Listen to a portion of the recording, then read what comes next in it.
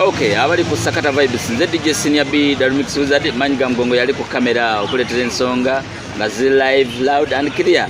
Of course tuli mu mbeera ya bugumu nnyo politics okuva ku Kagere paka ku Kaviri emibiri mu side yonna Kayima Shafiki kyagamba left right center politics oba ogaana oba okkiriza oba toyagala politics tuli mu Ntebe. Of course ebbugumu lingi nnyo akabbinkano wakati waani akiikirira Entebbe City mu Parliament ya Uganda omwaka 2021 paka 2026.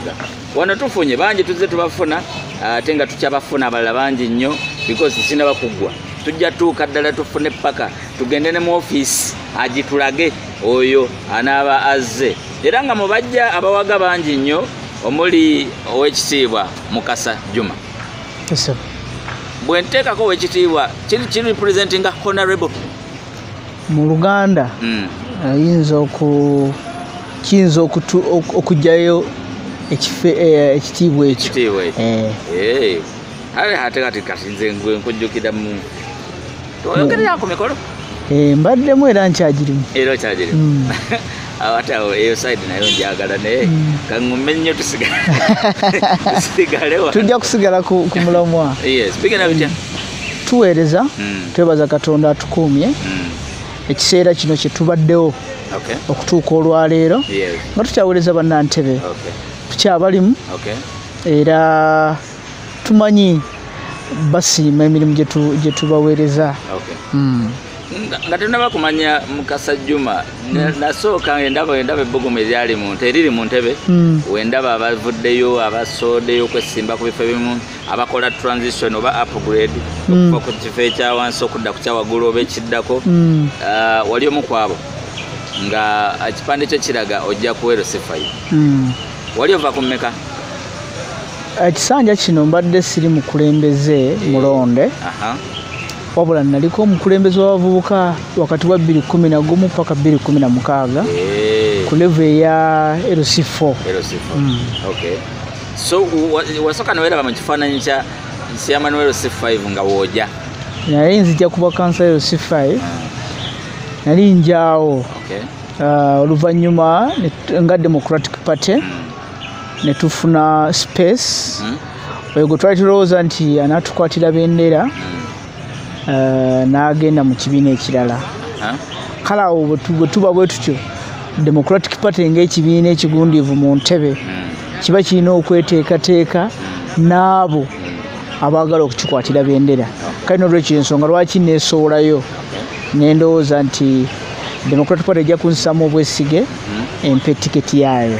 Bw'oyogera ku kwesoolayo ekyo tekinnyonnyola kiri kye bagamba nti mu DP baba n'abantu bwe basongamu oba abantu bwe bateekateekera ebifo gwe tewali muteeketeeke noga nti bakusima busimira gamba nga olaba ku ttiimu y'omupiira wabawo asamba mu kisaawe enamba y'emu nga waliwo agiriko ku katebe ku reserve wali ku reserve?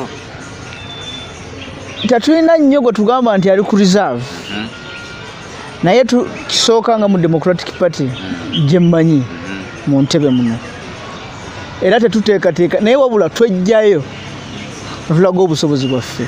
Kakati bannakibiina bo ne batusunsula ne balaga nti ono yagwanidde ontagwanidde ate era bwe bakusunsulamu mu butuufu bano oba owangadde nabo baba bamanyi enneeyisaayo era nga bakakasa nti bakwasa tiketi yaabwe tojja kubaswaza. Kirungi nnyo alaba Mukasa Juma just wano mu Ntebe ogenda mu Parliament ya Uganda okukiikirira Entebbe City. Mukasa Juma yani? Mukasa Juma mwana nzaalwa ya mu Ntebe ndi musajja munnamateeka emirimu gyange mingi ngikolera mu Ntebe muno. Nazaalibwa mu mwaka gwa 1988 ennaku kati mpeza emyaka 32 sina walawe nali ndaze kukolera mirimu okujjako mu Ntebe. Nkoze emirimu mingi mu Ntebe. Nali kansala w'abavubuka mu kibuga kino mu mwaka gwa 2016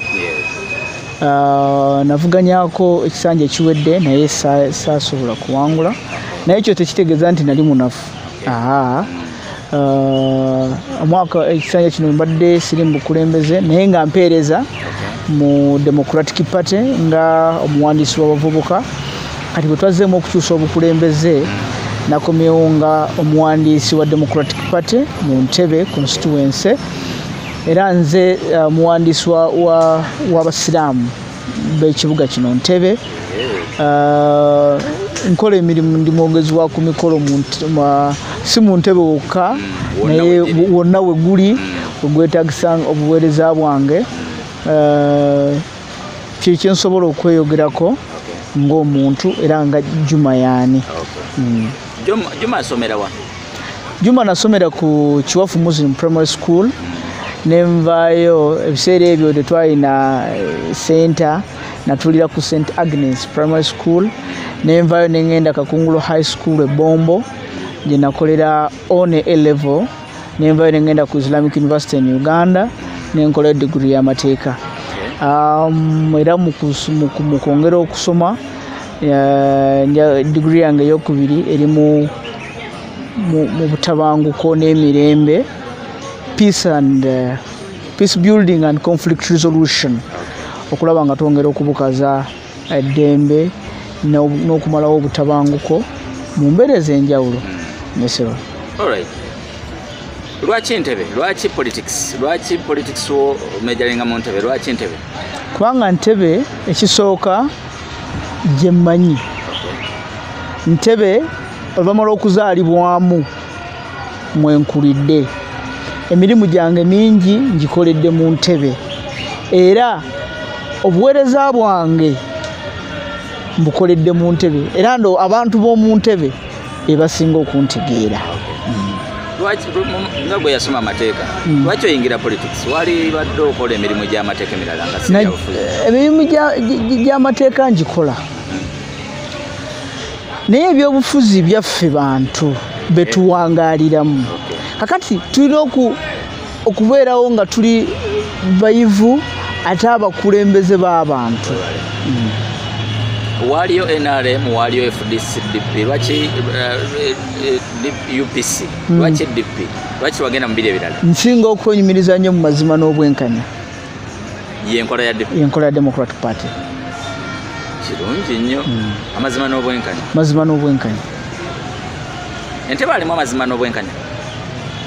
Democratic Party erina amazima n'obwenkanya era Ntebe eno abantu baffe batugenda ne tubaguza ebirowoozo byaffe nga Democratic Party babigula ne batuwa obukulembeze.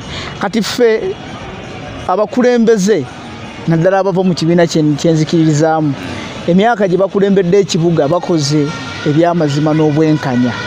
Kyova olaba tuvaayo ne tubinyubira nga tuli banywevu nga tuggumidde bwe tuba twogera ku Democratic Party ne tuba twogera ku bukulembeze obulungi obusanga mu Democratic Party Ntebe.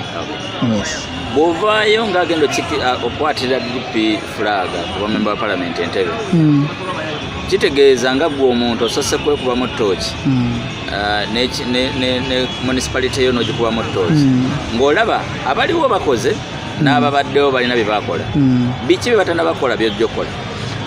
Okusookera ddala ng'obuvunaanyizibwa bwange nga Democratic Party enzisizaamu obwesige okugikiikirira ku kifo ekyo. Manyi nti bannantebe bajja kutuwa obuweereza naye nga batuwadde obukulembeze obwo okubakiikirira ng'obubaka bwa Parliament. Ebikolwa byange biri mu nnyingo 779 ey'essemateeka w'eggwanga lino okukola amateeka ago agakuuma eggwanga n'agawa obukulembeze obulungi. Gwe mulimu omukulu ogw'omubaka wa Parliament era kyova olaba nti nga waliwo ennyingo ey'okusatu ya ssemateeka etuwa okunyweza ssemateeka n'okugitangira ebyo biyinza okugitaataaganya. Wabula omubaka wa Parliament aweebwa obuvunaanyizibwa obw'enjawulo mu nnyingo ey'e709 okwongera okunyweza ki ssemateeka. Kati ssemateeka ono si mpapula bupapula na kitabo. Ebikolwa byaffe bwe tusoma bulungi ne tubitegeera bijjayo obukulembeze obwo kubanga bw'oba okola amateeka ago gagasa abaliwo n'abalijja oba okola amateeka agagasa abaliwo bokka. Kati twagala kukola amateeka agagenda okugasa ffe abaliwo n'abalijja mu maaso. Kyova olaba ssemateeka w'eggwanga eri Amerika awangadde emyaka 2 n'okusoba. Tataganyizibwa naye ng'alina ennyingo ntono nnyo, ezo nnyingo ziringa mu 14. Naye yaffe nene nnyo, naye oluusi buli kiseera bagikola ki? Bagikyusa. Lwakuba nti abo abagikola naffe abagissa mu nkola ffe tulina okusomoozebwa. Kati ndeese okugattako mu kubeera nti tunyweza enfuga ya ssemateeka, enfuga ey'amateeka, enfuga etambulira ku musingi ogw'okuwaŋŋana ebitiibwa n'okukuuma eddembe ly'obuntu. Amasomero gaffe kagamba waliwo amasomero nga go malungi nnyo ne waliwo n'amasomero ng'ate mabi nnyo. Enteekateeka eyo tugisiza tutya mu kubalansinga obwenkanya. So tetulowooza nti omuntu agenda mu parliament, kubanga ng'omubaka parliament tagenda kulima nguudo, omubaka wa parliament tagenda kuzimba malwaliro, omubaka parliament tagenda kuzimba masomero. Omubaka parliament ateekawo enkola, enteekateeka egenda okusobozesa ebyo ebigenda okuteekebwawo ku lw'obulungi bw'abantu okubeera nga bibagasa. Ekirala ng'oggyeko okukola obuvunaanyizibwa obwo nga ssemateeka bwe bw'omubaka parliament, kati ekyenjawulo omubaka parliament kyakola abeera musasi, mu luzungu tuyita lobbyist. Nti bwe maani ne minisita ow'ebyenguudo, enguudo z'omu Ntebe zifunye zitya sente ezizimala. Kubanga ojja kulaba nti enguudo ezikolebwa sente y'omusolo mu Uganda nga kugendako koolaasi tezifaanagana na nguudo zikolebwa sente neewole. Sente ezo entono eziva mu gavumenti ya Uganda okujja kukola enguudo mu Ntebe ntono. Naye ate era sente ezikola enguudo kati nga USMID, kubanga infrastructure development oba okulakulanya projects nene mu Ntebe zikolebwa central government, local revenue wa Ntebe mutono. Kakati bw'otugenda ku Uganda Road Fund, sente zeweereza municipal council ntono, tesobola kuteeka koolasi mu Ntebe yonna. Naye bw'olaba sente ezireetebwa USMID zikola project nga nnene nga y'amazima, nga bw'olaba katale, nga bw'olaba tax park, n'enguudo ezakolebwa mu Church Road ne mu Kitoro wakati n'amataala agaliko.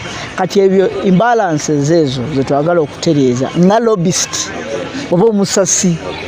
Then ekirala ffe nga Ntebe municipality mu kaseera kano nga tuli transitinga okugenda mu city tulina budget ntono. Ojja kwesanga Ntebe municipality dukaniza ku budget nga ya 2025.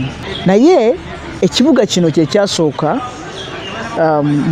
mu Uganda administrative city yasooka yali Ntebe. Okutuuka level nga tuli ku 2025 twetaaga twongerwe ku ssente. 2025 ojja kulaba nga ebitundu 85 ku buli 100 ebyo biva mu central government okujja mu Ntebe.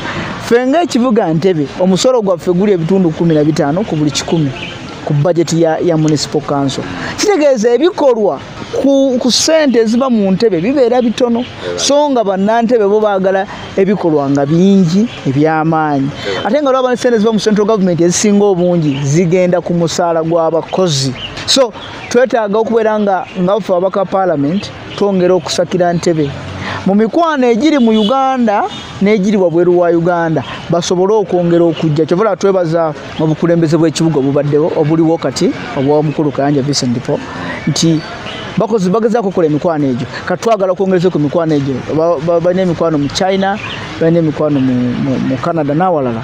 Twagala emikwano egyo twongere okuginyweza n'okwongerako abalala bajje bongere okuteeka ssente mu Ntebe mu mbeera y'okusigamu ensimbi ne mu mbeera y'okukwatizaako municipal council okukola ebyomugaso era ebyamakulu eri abantu b'Entebe.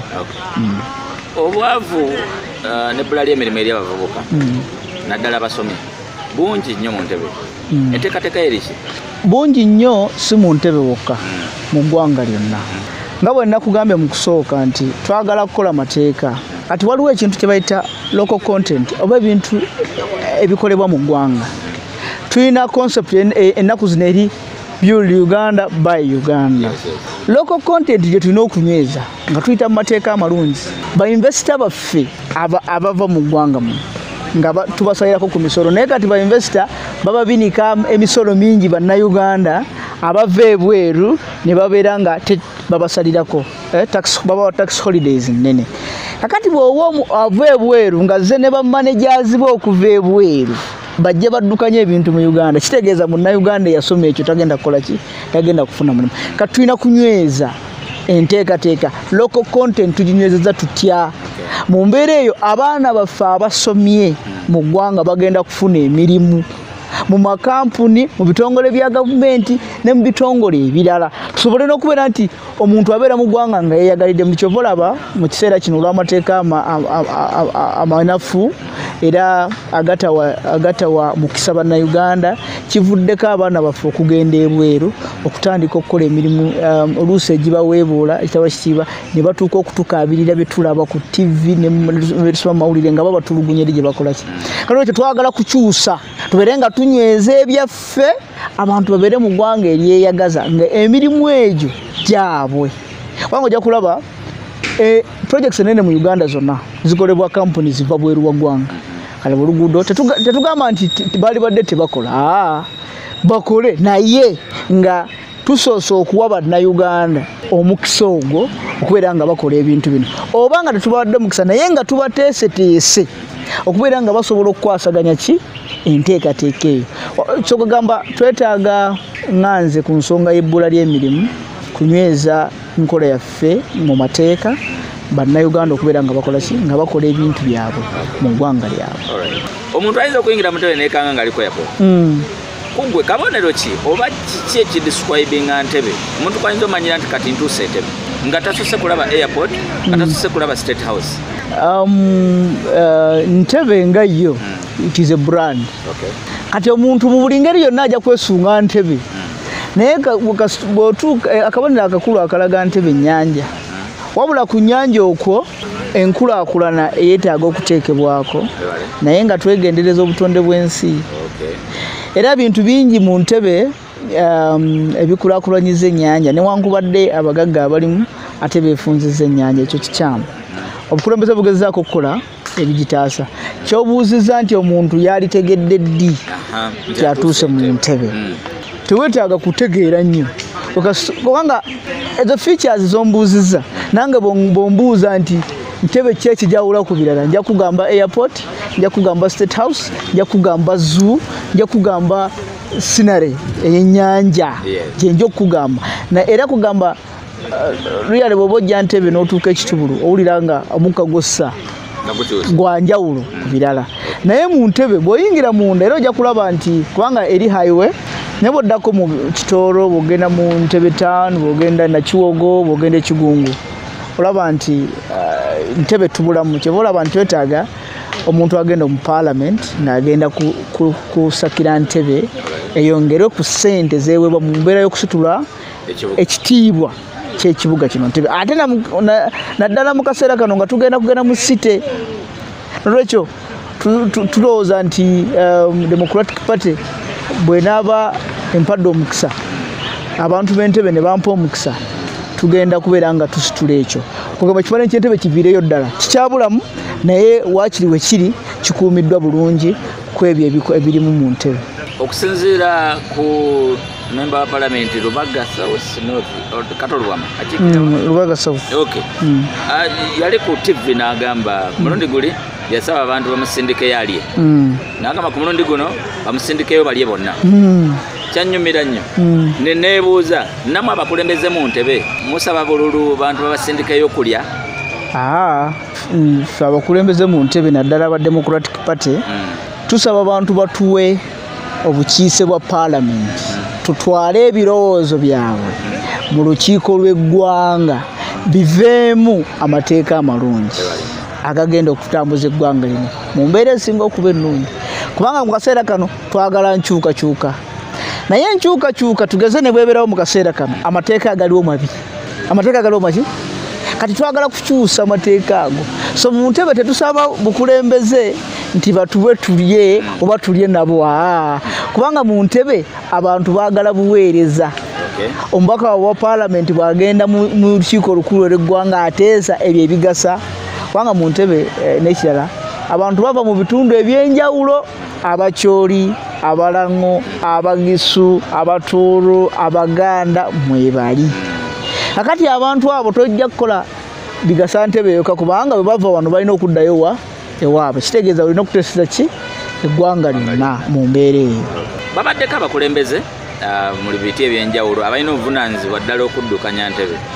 Naye neebuuza buvunaanyizibwa bwani okulaakulanya emyalo?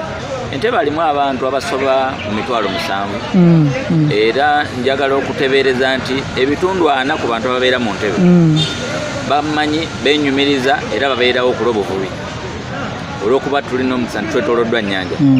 Naye bani abalina obuvunaanyizibwa kukulaakulanya emyalo? Girabika bubi gyo gyennyini saako n'amakubo agagendayo, tewali mwalo gwalina luguudo lulungi. Kiva ku ki? Abalina obuvunaanyizibwa okukulaakulanya emyalo abo ba gavumenti ya wakati.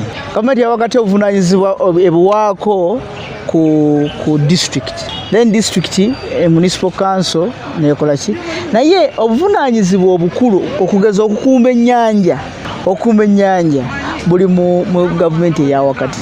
Wabula ennaku zino bayingira mu byobuvubi ne bateekawo amagye ago omulimu gwago nga gukoze bubi nti abantu ate gabagobyeyo bugobi ku nnyanja. Abalina okubeera ku nnyanja, abalina okukosa ennyanja, kubanga ennyanja ebeerako oli ayinza okufuna ekifaananyi nti ya buvubi bwokka, naye emmere ejja eyita ku nnyanja, embaawo zijja ziyita ku nnyanja. Kakati ebintu ebyo nga byo bisobola okugira nga bijja, naye obuvubi buyisiddwa bubi, kubanga abajaasi bali okubakuba abantu emigo. Oli ne bwaba byakoze biri mu mateeka ate bamutulugunya ne bamusulamu ebirala. Kati abantu ne bagira nga besonyi ennyanja. Kati abo abajaasi ne bayingirawo naye mu ntegeera ennyangu bamukwogera okwangu tebatukoze bulungi, newankubadde omulimu gwabwe gwali badde mulungi, naye bo nga bo bawukoze si bulungi. Era tukivumirira nnyo, kikoseza abantu baffe mu Ntebe ne mu ggwanga lyonna, buli wali omwalo. Naye ani avunaanyizibwa okukulaakulanya ebintu ebyo? Chain etambulanga bwe njikuwadde, kubanga buli kitongole kirinako we kirabirira. Singa buli kitongole kikwata obuvunaanyizibwa bwakyo, ennyanja ejja kubeera yeeyagaza, kubanga twalowooza nti mu Ntebe kye tusinga okwenyumirizaamu y'ennyanja. Oba n'ennyanja yonna gy'eri abantu baali badde bagyeyagaliramu nnyo, naye kati abantu bagidduka buddusi, basigadde kukolerako ebyo oluusi ebitayingiza bulungi ssente, kuleeterako mbaawo, kuleeterako mmere, naye ebiva mu nnyanja balemeseddwa. Kale buvunaanyizibwa bwa buli munnayuganda okusookera ddala okukuuma ennyanja ng'eri mu kifo ekituufu. Kati gavumenti naye tugisaba ebeere nenkanya mu nteekateeka zaayo eri ennyanja, n'abakulembeze aba gavumenti ez'ebitundu nabo bakole obuvunaanyizibwa bwabwe. Obuvunaanyizibwa kubanga ennyanja terina nnyiniyo, yaffe ffenna. Kale n'olwekyo obuvunaanyizibwa tetulina kubulekera omu. Enguudo ezigendayo gavumenti kati ng'eya municipal council yevunaanyizibwa kuzirima n'okuziteekateeka, naye waliwo ezimu yo gavumenti ze yeekwata naye neerema okuzituukiza. Kati nga bo boogenda ekigungu oluguudo olwo olw'ebuku, gavumenti yalusuubiza dda okulukola naye tenabadukola ki, tenaba kulukola. Kale awo naffe tusoberwa, noba oyagala kulukola gavumenti ega nti luleke luli mu pulaani zaffe. Kale obuvunaanyizibwa mu bufunze, obuvunaanyizibwa si bwa muntu omu wabula bwa ffenna, naye nga gavumenti eri ku ntikko ya buli kimu mu nteekateeka ezo. Bannante bwe baba bagamba nti baakuwa okulonda nga mu butuufu olaba beekyaye, ki kyebeekyayisiza? Okugeza mu Ntebe ekintu ekiba tekirimu nnyo kubanga abantu be balonze babaweereza bulungi. Of course okujjako abamu abo bataweereza bulungi bwe tusaako olukongoolo, naye nga nze Democratic Party mwenva abakulembeze abaalondebwa bannantebe ku tiketi ya Democratic Party baweereza Ntebe kubanga emyaka 10 Democratic Party gye baddemu obukulembeze bwa Ntebe ebintu bikyuse, sente nga bwe zijja okukola emirimu zikoze, era okulondoola n'okulabirira emirimu egyo bikoleddwa. Kyova olaba nti paaka ezimbiddwa, akatale kazimbiddwa, enguudo zizimbiddwa, amasomero gateereddwako bbugwe, ebyapa bya bannantebe bifuniddwa. Kale abantu mu Ntebe balina ensonga lwaki baali badde balonda naddala okulonda Democratic Party. Okay, tuyanza nnyo nga gwe yasoma amateeka. Olaba otya mulinga mulimu abantu abakwasiza amateeka bagatwalira mu ngalo? Si kirungi era si kituufu. Kubanga omuntu ono gw'oyinza okumulaba nti yazizza omusango naye nga mutuufu teyaguzizza, oba oyinza okuba nti yazizza omusango gwe tolina bukugu ng'omuntu wa bulijjo, tolina bukugu bw'ogumusalira. Kyova olaba tukubiriza nnyo okutwalira, twewaza nnyo abantu baffe okutwalira amateeka mu ngalo. Ojja genda otuusa omuntu obulabe ku muntu nga mu butuufu si yazizza omusango ogwo, naye lwakuba bakoze okusalawo okwamangu. Kyova olaba process y'okufuna obujulizi mpanvuko ate si nnyangu. Kyamukisa mubi nti oluusi poliisi yaffe etumalamu amaanyi nti otwalayo omuntu n'eremu okunoonyereza. Abantu bano ne bakiraba nti oyo baamutadde buti oba yawaddeyo ssente, so nga abantu tebeerabidde nti ddembe lyange lya bwebange okufuna bondi ya poliisi, ddembe lyange lya bwebange okweyimirirwa mu kkooti, ddembe lyange lya bwebange okwewozaako. Kale abantu tubeewaza okutwalira amateeka mu ngalo, nakyo kivudde mu kubeera nti ebitongole bya gavumenti ebikwasisa amateeka bitambudde mu kifuula nnenge. Kyobula abantu basobola okukola okugatwalira mu ngalo naye nga si kirungi era tukivumirira nnyo. Akalulu kafuuse kabbugumu okusinga ku kampeyini ezibadde emabega zonna naddala mwene enkola eya scientific. Wetulabidde abantu abavuganya mu kifo kyekimu naawe nga basasanya omusimbi guli ogutalabwangako. Weteeseteese otya akasente weekali? Bannantebe tetugenda kubaweereza lwa ssente. Bannantebe nze neeteeseteese kubanga ngenda kugenda gye bali. Akaseera Democratic Party wempeera tiketi ngenda kugenda mu bannantebe bagambe nti nzize okubaweereza, okubakiikira mu Parliament. Kubanga omuntu bw'oŋŋamba nti ngulirira akalulu, bwe naagenda mu Parliament nja kusooka kuzza ze nakola ki, ze nateekamu. Naye ate n'omuntu ono bw'omugulirira oba omufudde layisi, oba omufudde wa layisi, kale neeteeseteese na birowoozo na buwagizi bwa bannantebe, seeteeseteese na ssente. Kiki ky'otunuulira singa oba oyingidde mu Parliament kyoyagala osookerako obanga kimu oba bibiri? Kyenjagala okusookerako nga ngenze mu Parliament nga bwe nakugambye obuvunaanyizibwa mbumanyi mu nnyingo y'e7 eya ssemateeka, naye okusakira bannantebe kyenjagala okusookerako. Ababaddeyo tebasase? Tebasase. Tebasase, bayinza okuba basase naye tetubiraba. Ali ku Sakata Vibes tuli ne Honorable Juma Mukasa nga akunnyonnyola biki by'obadde osubwa by'otanaba kufuna nga gwe munnantebe, naawe yenna ali eyo yandyetaze obukulembeze bwe mu nsonga bwetu. Abavubuka basinga bazze olw'ebbugumu erya twebeereremu People Power NUP is my party. Nga gwe omuvubuka tekikulabisa okubeera nga ogidde mu kibiina ekikadde kiba aba People Power oba abali mu bibiina ebirala kye balabanga ekiremeddwa obukulembeze ebbanga eddene? Ennyingo eya 29 eya ssemateeka w'eggwanga lino empa olukusa okweyagalira mu kibiina ky'ebifuzi kyenjagala eryo ddembe lyange kale sizemu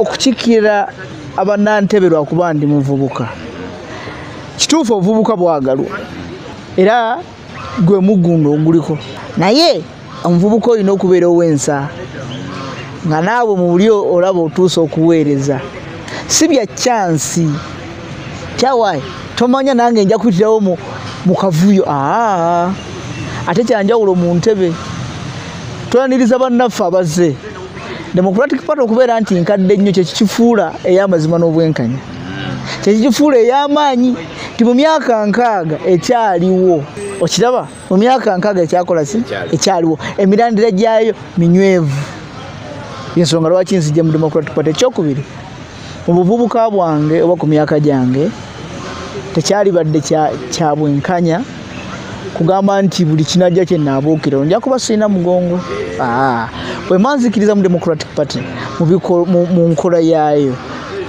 sirina nsonga lwaki sigizimba kubeera y'amaanyi kwenkana kirala kyonna kyetulowooza nti kyamaanyi so obuvunaanyizibwa obuyinza okubeera mu bantu ekyo kyabwe bange kubanga kimpebwa ssemateeka mu nnyinga esogala lya ssemateeka ate mu nnyinga eyokusatu nekimpa kubeera nti ssemateeka mulwanirira mu mbeera yonna ebeerawo n'olwekyo nze ndowooza nti ekibiina kya Democratic Party kirina obusobozi obulungi obwa ddala okubeera nga kikyaliwo nga naffe tuzze okukyegattako okusikira bajjajjaffe ba Ben Kiwanuka ba Sebaana ba P.K. Mugerere ow'ekitiibwa si bya mugendo mu DP naddala entebe mwe tulabye bammemba abagundiivu abavudde mu n'abo babadde nga balina kye bongera ku kibiina omuli ajja okuvuganya ku bamemba ba Parliament naye ko ogenda ovuganya Stuart Rubwama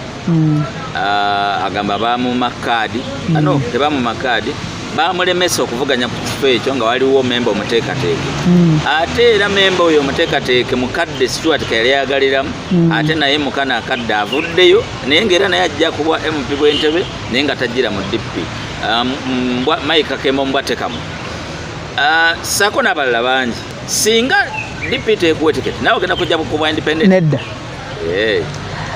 processes za Democratic Party nziwa ekitiibwa era njagala kusiima banna Democratic Party olw'okubeera nga bakuumye ekibiina kyaffe mu nkola eyo teri muntu agenda kukugamba nti baamulemesa mu Democratic Party nonno munnange ayogera gundi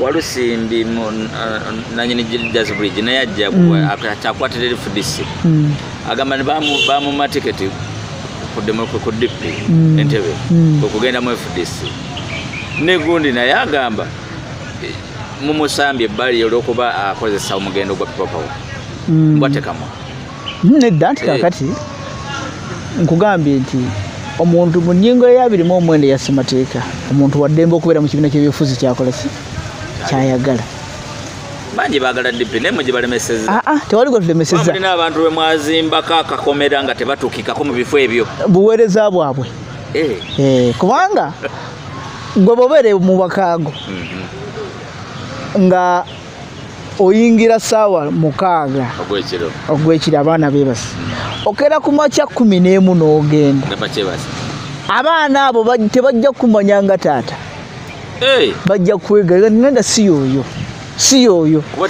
temumulaba kitegeeza nti mu bibiina bino ebyobufuzi oba mu Democratic Party olina okubeera mu bantu abo boolowooza nti banno olina okulabika mu famire yo exactly beera mu famire kola emirimu gya famire beerawo abantu bakutegeere naye bw'otabeerawo tojja kugaa nti omugenyi bw'onajja ate bajja kukugamba nti kakati omugenyi azze olwaleero gwakulira n'ekika tolina kubeera nti okoze ebyo ebikufuula munnakibiina ekyo nolwekyo n'omuntu okuvaamu n'agenda ewalala akukuba kusalawo okwe naye nga tetulina gwe tulemesa tetulina gwe tuzimbako olukomera ebikolwa byabwe bye balowozesa nti oyo kireka bamuzimbyeko olukomera naye nga bwojja kubanga kati tunagaana okwesimbawo singa oba ojjayo empapula ndimbiri lyabwe bangi tetugenda kuva ku ssemateeka wa ggwanga oba ssemateeka w'ekibiina jayo empapula weesimbawo bakugambe ntokola ki neyongedde okusanyuka nti gwenjogera naye wano tweddira omusiro gwe gumu nange kakweyanjulire nze sekandi Godfrey nesimye kulaba sebo nesimye kulaba era ekirala era nesimye okuba n'essanyu nti twazaalibwa mwaka gwe gumu kale nange entambuza 32 bweddu amina sebo nensanyusa nnyo okulaba nange kimpadde essanyu ate bw'oyogera bw'otyo kubanga mmanyi nti kati twogera olulimi olutegeerekeka nga tumaliriza yogere bannantebe obabuulire obubaka bwo n'ebyoteeseteese obakolera neyanziza DJ Sinyabi olw'omukisa gumpadde okulabikako ku lutimbe luno si magezi gange naye Katonda yakozesezza sinze nsinga okutegeera mu ntebe naye wabula bannantebe be basinga okutumanya nja kubasaba bannantebe mbasaba omukisa gw'obuweereza ng'omubaka wa paalamenti ngende mbakiikirire mu nnyumba enkulu ey'eggwanga lino ntuuse ebirowoozo byammwe ate tusake ebintu ebyo bigenda okujja okugasa ekibuga kyaffe eky'Entebbe neebaza abakulembeze ababadde mu Ntebbe olw'ebyo bye bakoze era mbeebaza olw'obuweereza bwabwe tumusiima naye kyekiseera naffe ate tujje tugatteko kwebyo bye bakoze ng'akaseera ke kano kennyini nga nkubira bannaffe banna Democratic Party omulanga mu Ntebbe twongere okubeera obumu twongere okwenyweza tusobole okwongera okuweza bannantebe tusanyuse nnyo tusanyukira ddala olw'omukisa gwe mutuwadde mu buweereza tubasuubiza tujja kwongera okubaweereza obulungi nganze Mukasa Juma bwe naaba mpeereddwa omukisa okukiikira Democratic Party mbasuubiza buwanguzi kubanga mmanyi bannantebe batutegeera nnyo batumanyi ate tuzze gye bali okubaweereza ebituufu ebyensa ebitutwala mu maaso tuyanze nnyo tuyanzege Sakata Vibes tubadde ne Mukasa Juma ajja okukiikirira Ntebbe municipality egenda ofuuka Ntebbe city mu bwangu ddala webale nnyo okulaba gyonna gy'osinziira twebaza nnyo bannantebe abatali mu Ntebbe yonna gye muli mwebale ddala okuba nti mwagala okumanya biki ebifa mu Ntebbe era mwebale nnyo okuba nti mututuma obuvunaanyizibwa obw'okubaleeteranga bannantebe bonna gye bali era tetujja kujja okwo newankubadde nga si politics era tujja kubanoonya mwebale nnyo bali ddala Manyi Gamugongo yabeera ku kamera nze DJ Sinyabi Darumix Wizard.